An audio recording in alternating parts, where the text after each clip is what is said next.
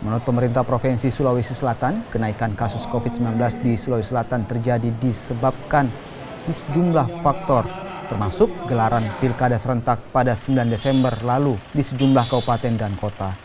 Kasus harian pun bahkan mencapai hingga 500 kasus baru pada awal Desember kemarin.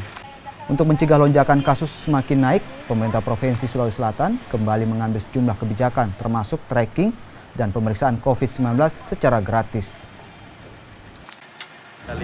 Dengan jumlah hariannya semakin besar dibanding sebelumnya, itu kita lihat memang pertama cuaca kondisi yang memang agak lembab, kemudian hujan ya, kemudian yang kedua tentu pergerakan masyarakat ketika akhir tahun dan sebagainya. Makanya ini ada beberapa maklumat Kapolri, ada beberapa kita lakukan juga swab gratis untuk antigen, kemudian kita juga menyisir tracking di tempat-tempat dan kita juga sampai membatasi kegiatan-kegiatan keramaian.